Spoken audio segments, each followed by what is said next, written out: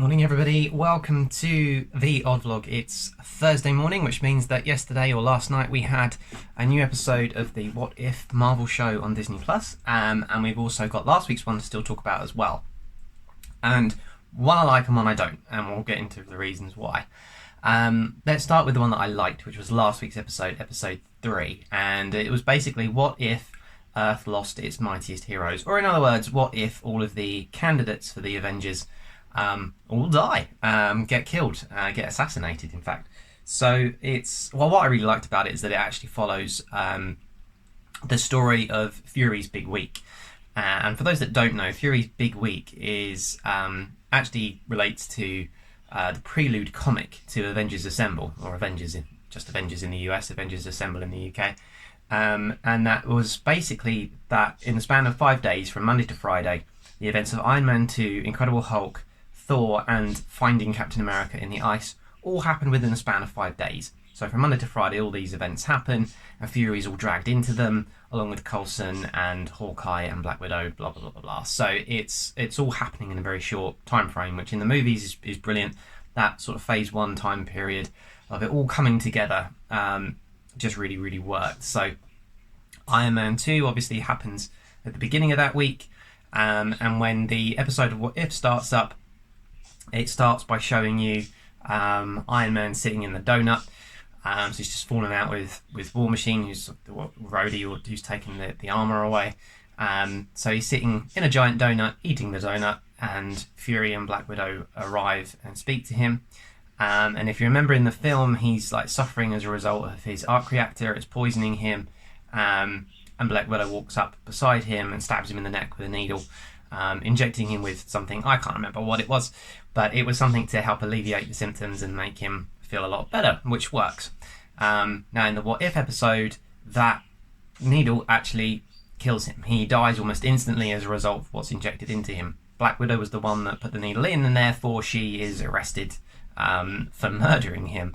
But Fury knows that it wasn't Black Widow and that she wouldn't have anything to do with it. So whilst she's arrested, Fury always intends for her to escape arrest and then go off and sort of work kind of in the shadows to figure out who it was that did it, who it was that actually killed Iron Man.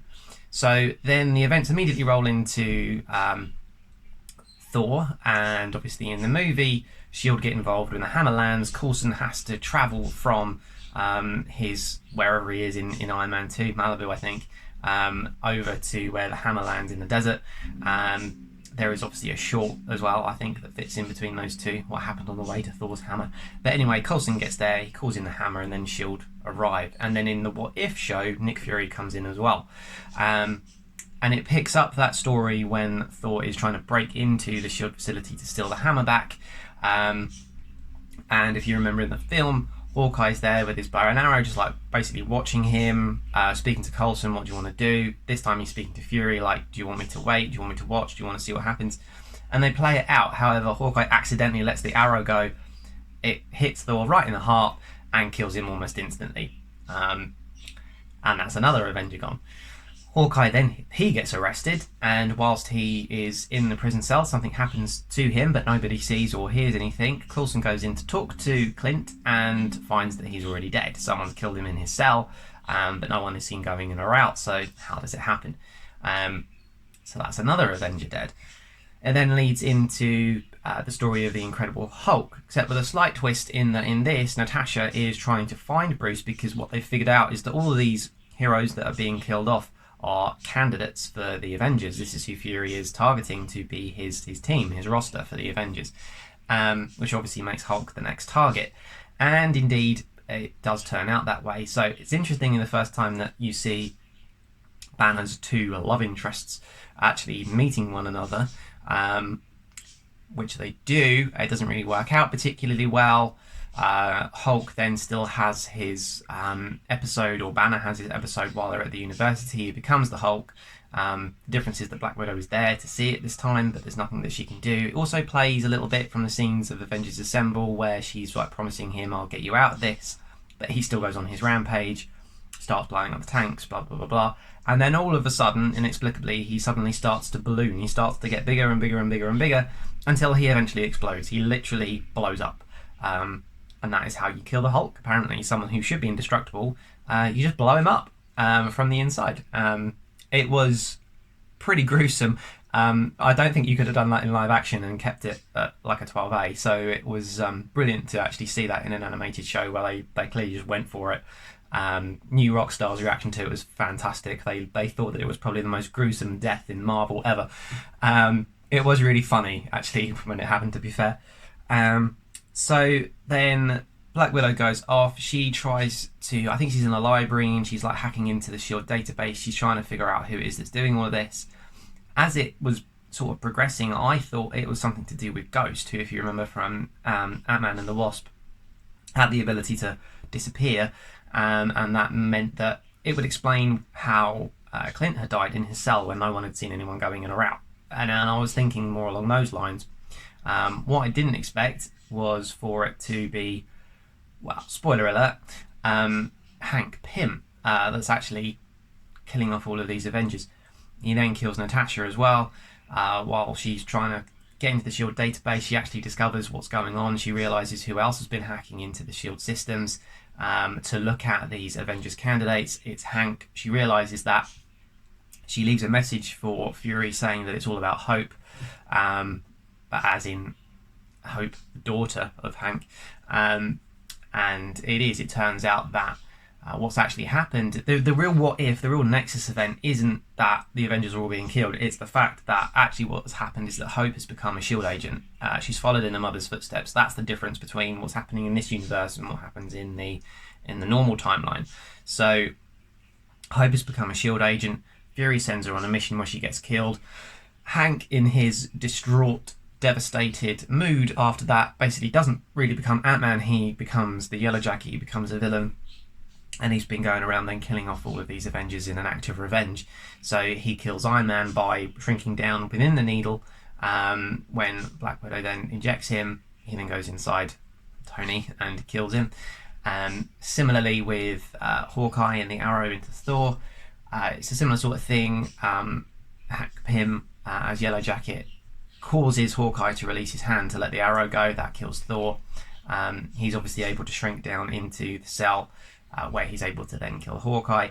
He kills Natasha in a fight, pretty much one-on-one, except that Natasha's got no idea what's going on. I thought it was interesting that she wasn't able, or she was killed by Hank Pym as Yellow Jacket, but she easily beat Scott Lang as Ant-Man in Captain America Civil War. I think the difference, though, is that the way that she did it in Civil War was using her stingers and her suit, basically, her equipment, which she doesn't have in What If, because she's obviously working in the shadow. She doesn't have her normal array of weaponry that she normally would do. So ultimately, she then dies. Now, I actually had the episode kind of spoiled for me beforehand. I saw loads of people tweeting about the fact that certain people had died, and I was just like, oh my god, here we go again. Is it going to be like Black Widow being killed in Endgame destroyed me? And then I thought, well, I was hoping that What If might tell a different kind of story. So knowing going into it that she was going to die by the end, I was already kind of gutted. But actually, it doesn't really bother me. It actually worked out really, really well as a story. I thought it was brilliant. It worked. And then come the end of Fury's big week, he's managed to work with Loki, of all people, to trick Hank into confessing what's going on and ultimately to defeat him, which was brilliant. And it was great to see Loki's involvement in that, and kind of as a good guy. He's still an antagonist, and the ultimate end story of all of that is that Loki goes on and rules the world, literally. He seems to do it as more of a through more of a like a political thing than an aggressive thing. He doesn't sort of take over. There's no invasion as such as you see in the movie. It's more of a, like, all of the powers of the world seem to just decide to hand power over to him, almost like the threat of him and his armies from Asgard is enough for them to hand power over to Loki. So the end result of this What If episode is that Loki actually is in charge of the world, which I thought was brilliant, because that is obviously so different and the exact opposite to how the movie works out for Fury's big week and then Avengers Assemble. And they do go on and they do discover Steve in the ice, but you don't see him, so you don't really know where that kind of leads to. That's often my issue with these episodes, is they don't really seem to be leading to anything. But more than anything else, that was probably with episode 1, with Captain Carter, because she appears through the Tesseract And we know that that timeline can't connect to Episode 3's timeline, because by the time that Captain Carter appears through the Tesseract in Episode 1's timeline, in Episode 3's timeline, Hawkeye would already have been killed by that point. So they're not connected in any way, which means that none of the first 4 episodes are connected in any way. And I kind of feel like, well, it's obviously not leading anywhere, unless they're going to go back specifically to one of these strands of time and pick up the story where they left it off. There just seems to be lots of little random episodes, and that's kind of all it is, which is fine, but that's why I asked the question, what is the point of it? It kind of is pointless, and no more so than with Episode 4. Episode 3 I loved. I loved the fact that it played on Fury's Big Week. It didn't have any mistakes in it that I could see, whereas all the other episodes do. So in Episode 1, with Captain Carter, the most glaring obvious mistake to me was that there was a problem with the script, in that Peggy and Steve have a conversation that we know they've already had. They've already had a conversation about them dancing, because it happens earlier on in the story before this episode of Captain Carter kicks off. So they then have that conversation again during that episode, which means they've had it twice. So I think there was a script mistake in that. I also felt that them having an ancient textbook talking about what the Tesseract is and where it's come from, I felt that that was a mistake, because why do they have that in What If, but they don't have that in the movies? There's no explanation for it, and it doesn't make sense. So I felt like those were mistakes. Episode 2 with T'Challa, I felt the fact that the Collector had Captain America's shield and Thor's hammer, I felt like that was a mistake, because there's no explanation as to why he would have them or why he should have them, because the events of that story have nothing to do with Captain America or Thor or anything that happens on Earth. So why are they there? It doesn't make sense. But my biggest problem in Episode 2 was basically the character assassination of Thanos. The way they treat that character, and the fact that the events of Infinity War and the Snap could literally have been averted if they had just sat Thanos down and had a stern word with him. It's just pathetic. It's just really bad story writing. It's a terrible, terrible way of handling Thanos as a character. He shouldn't even have been in it if you're going to do that to him. It's just awful. Absolute rubbish. So I hated those 2 episodes. Episode 3, flawless. I loved it. I thought it was really good. I think there's more of a story to be told with that, particularly with Hope and how she dies, because the ongoing theory with that is that actually it's the Winter Soldier that kills her. And then the mission that she goes on is the one that Natasha talks about in The Winter Soldier, Captain America and the Winter Soldier, where she's trying to cover her engineer and she gets shot through the stomach. She survives, but they're referencing the same place where Hope gets killed. So it's possible that Hope took on that mission. She gets shot, but she doesn't survive. And the theory is that Winter Soldier is the one that kills her. So it opens up more possibilities, more character interactions. You could expand on that story, and it's brilliant. And there's no glaringly obvious mistakes. In fact, there's some really good attention to detail in that episode. Episode 4 talks about the story of Dark Doctor Strange, and it's strange. Now, the episode as a whole, I liked it. I didn't love it. It was nowhere near the standard, in my opinion, of Episode 3. The what if is, what if Stephen Strange had lost his heart instead of his hands when he has the car accident? And what they actually mean by that, and the titles are so confusing, but what they actually mean by that is, what if Christine actually dies in the car crash with him? And when they say lose his heart, that's what they actually mean, is that Christine dies and he loses his love, basically. I had 2 issues with this quite early on with the episode, and again, to me, they're glaringly bad, obvious mistakes that suggest that the writers never watched the movie, because in the movie, Doctor Strange obviously becomes a sorcerer. He battles against Dormammu and all of his agents and all of the forces that he has. But there's a particular fight scene that happens where he gets stabbed in the heart. He ends up in a hospital. He's crying out for Christine to help him. Christine comes along and basically saves his life. Now, in this What If episode, Christine dies before that event, really early on. She dies in the car crash, and Stephen Strange still goes on and becomes the Sorcerer Supreme. And the way that they tell the story, they suggest that he goes through exactly the same story sequence in defeating Dormammu and becoming the Sorcerer Supreme. But he can't do, because if Christine's not there, he's dead. He won't survive getting stabbed in the heart, because Christine is the one who saves him. So everything that happens after that can't happen because he would have died in his first ever fight. So how is it that he's suddenly skipping over that? And this is the problem. They're just glossing over so much of the story to pack it into 30 minutes that these mistakes are cropping up. So it was a good watchable episode, but the simple fact of the matter is that it's absolute rubbish and could never have happened. It would be impossible, because if you take Christine out of the story, Doctor Strange doesn't actually make it halfway through this film, and therefore later in this episode it can't happen because he wouldn't be there. So there was that, and you know, it just makes it really difficult because those mistakes happen within like the first 5-10 minutes of the whole thing, and because of that, it means that the rest of the episode is ruined, and I'm barely even a third into this episode, and it's already trash to me. But then there's the next issue that I had with it, and that was that the Ancient One appears and tells Stephen Strange that he can't fix going back in time to save Christine because it's an absolute moment in time, and therefore every timeline that he goes back into, every time he travels back and tries to alter the events, she's always going to die. Now that's garbage. That's absolute rubbish. Because if that was true, then the same thing would have happened in the movie, and it doesn't. Therefore, the Nexus event is not the fact that she's in the car with him or that he doesn't pick her up. It actually goes back further than that.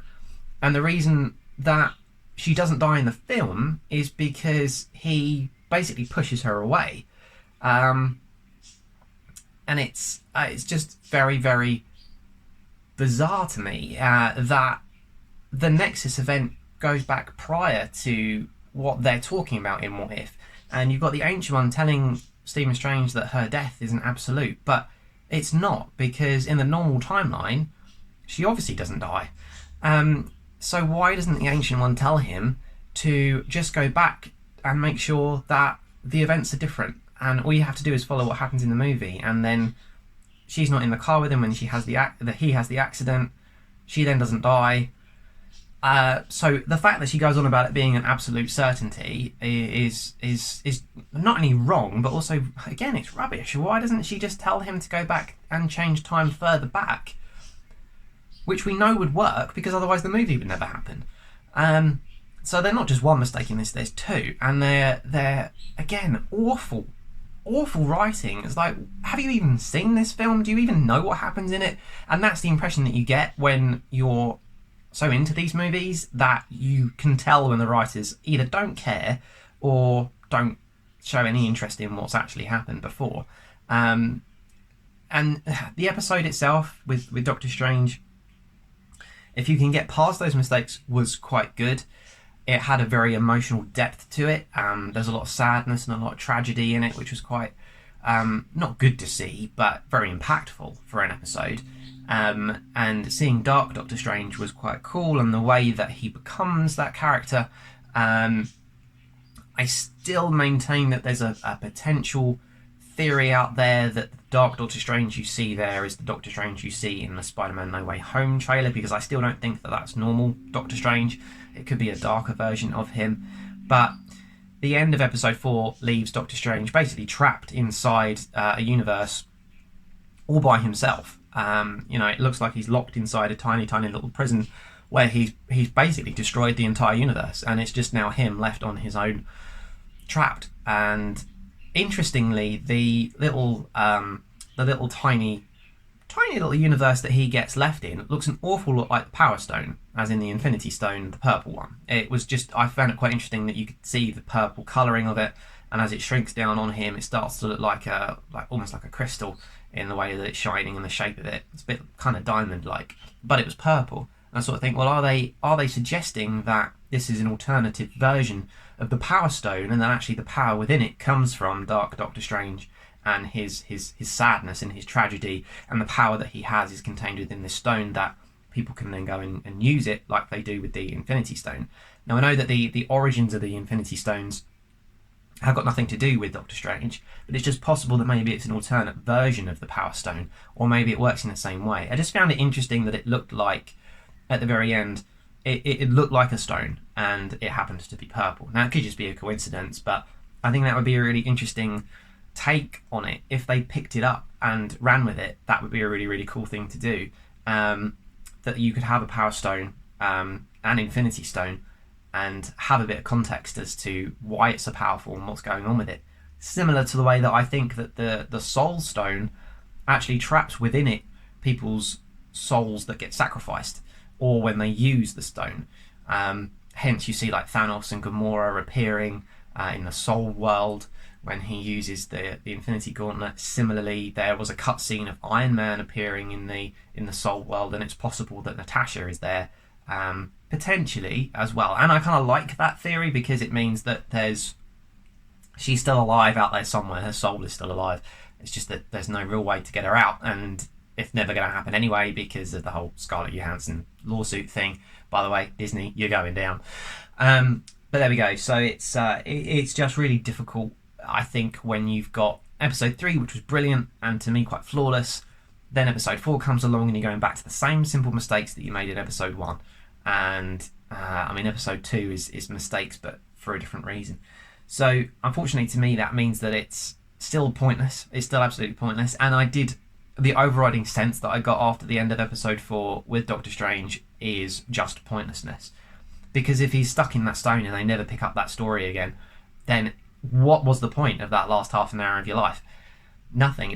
It's not going to lead to anything, and you never get the impression that they're going to do anything with it. Which is why I think the Power Stone would be a great way to pick it up and actually make it relevant. Otherwise, it's just yet another throwaway episode that means nothing. Absolutely nothing.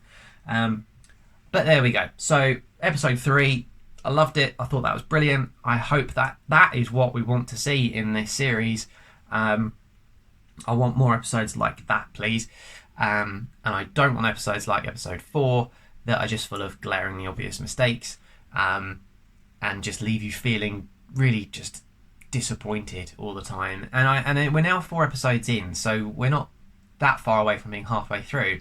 And I'm still asking the question, what's the point? And I don't know an answer to that. It still feels like a completely pointless waste of time to me. Because unless they start tying it in or stitching little episodes of What If together to make an overriding arc, or they bring in characters from the show that then appear in live action like Captain Carter or Dark Doctor Strange, otherwise it's just completely pointless. And if they're just trying to demonstrate to you that the multiverse exists and different timelines have different events going on, I don't think we needed a really rubbish animated show to demonstrate that for us. It could have been done in a lot better ways, and would be done anyway because of Doctor Strange: The Multiverse of Madness. We're going to see that happening, so we don't need a really badly written animated show to demonstrate that to us, because we're going to get that demonstrated and explained to the audience in movies. So there we go. At the moment, What If? It's still pointless to me. But there we go. So those are my thoughts. Let me know what you think. Did you spot the mistakes? Did you like the episode? I think overall every episode seems to be doing very well critically. It's just that I think people are glossing over these mistakes that are in there. But let me know what you think. And with that said, we're all done. And I'll see you guys in the next episode.